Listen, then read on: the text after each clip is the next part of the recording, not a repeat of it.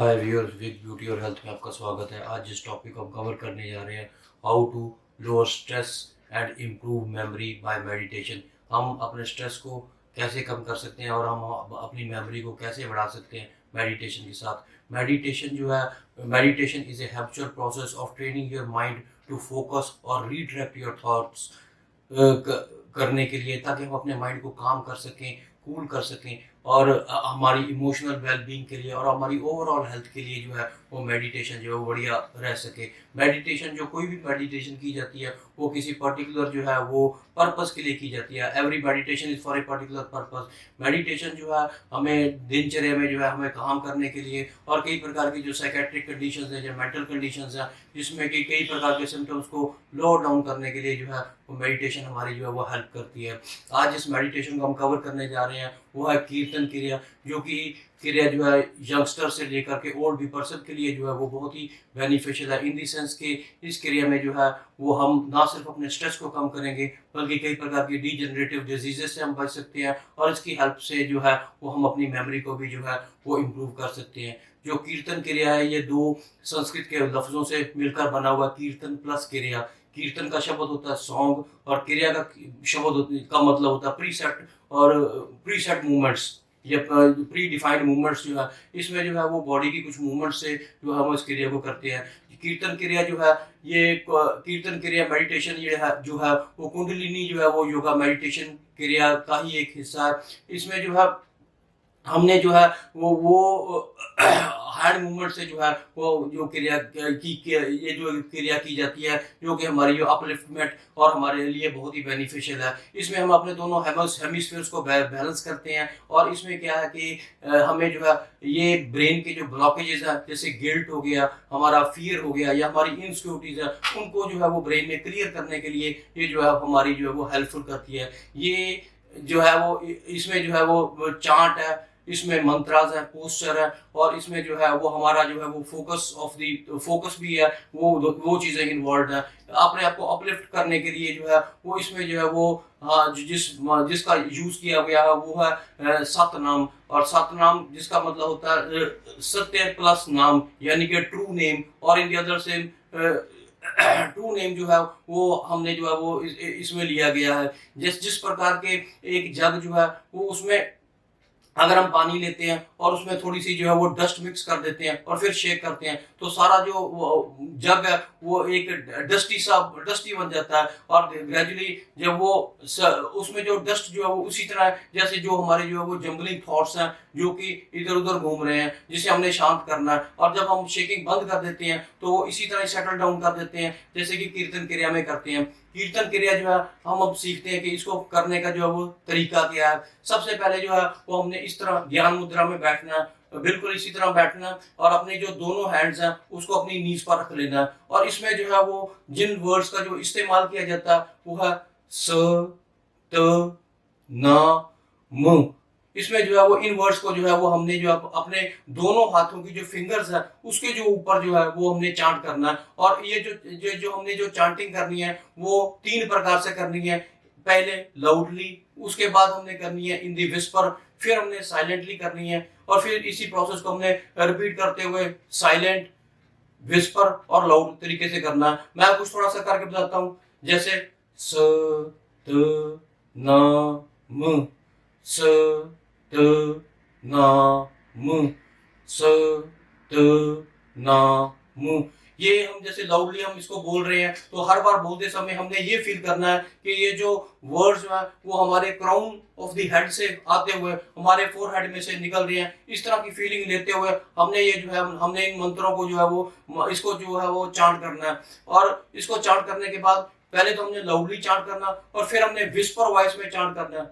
श, ध, न, म, श, ध, न, म। फिर जो है वो हमने जो है वो विस्पर चांट करते हुए फिर हमने जो है वो तीसरा जो है स्टेप है, हमने इसको अपने मन में चांट करना है। ये इस समय मैं बोल नहीं रहा हूं बल्कि अपने मन में जो है वो स, त, नाम अपने मन में बोलना है। और ये जो है जो प्रक्रिया जो है वो हमने जो अपने मुंह से बोलनी है और फिर अपने मन से जो है वो हमने जो है बोलनी है। ये बहुत ही बेनिफिशियल प्रक्रिया है जो कि हमारे जो है वो दोनों हेमिस्फीयर्स को बैलेंस करने के लिए जो बहुत ही बेनिफिशियल है। ये इसमें जो प्रोड्यूस की जाने वाली जो साउंड्स है वो जो हमारी जो टंग है वो टॉप ऑफ द माउथ में होती है, और जो जो इसमें जो प्रोड्यूस होने वाली साउंड्स हैं वो हमारे अपर पैलेट के जो 84 जो एक्यूपंक्चर पॉइंट्स हैं उनको जो है वो स्टिमुलेट करती है, और इसको स्टिमुलेट करके ये जो है हमारे ब्रेन के लिए बेनिफिशियल बायोकेमिकल ट्रांसफॉर्मेशंस ब्रेन में लेके आती है, जो हमारे जो ब्रेन के लिए जो है वो बहुत ही बेनिफिशियल है। रिसर्चेस रिवील करते हैं कि utilisation of the finger tips in conjunction to the sound जो है उससे जो है वो हमारा ब्लड फ्लो जो है वो ब्रेन को बढ़ता है, और जो ब्लड फ्लो जो ब्रेन को बढ़ता है वो हमारे ब्रेन के लिए जो बहुत ही बेनिफिशियल होता है। इससे जो है हमें बहुत ही बेनिफिशियल रिजल्ट्स जो वो मिलते हैं। हमारे ब्रेन को जो है वो दोनों हेमिस्फीयर्स को बैलेंस करने के लिए ये जो है वो हमें बहुत ही हेल्पफुल होता है, इन द सेंस के हमारे ब्रेन में जो भी ब्लॉकेजेस वगैरह उनको क्लियर करने के लिए ये हमारे लिए हेल्पफुल होता है। हम जब अपनी जो वो फिंगर्स के ऊपर जो है वो चार्ट करते हैं तो जो जितने भी जो प्रेशर पॉइंट्स हैं हमारे फिंगर पॉइंट्स के ऊपर, जैसे कि हमारा जो राइट हैंड है वो हमारे लेफ्ट हेमिस्फीयर को जो वो उसके साथ लिंक्ड होता है, और हमारा जो जो लेफ्ट हैंड है वो हमारे राइट हेमिस्फीयर के साथ लिंक्ड होता है, क्योंकि जो हमारी जो नर्व्स हैं वो ब्रेन में जो क्रिस क्रॉस होती है, यानी हमारा left part of the body है वो right hemisphere of the brain से कंट्रोल होता है, और लेफ्ट राइट पार्ट जो है वो लेफ्ट से, और लेफ्ट पार्ट जो है वो राइट हेमिस्फीयर से जो कंट्रोल होता है।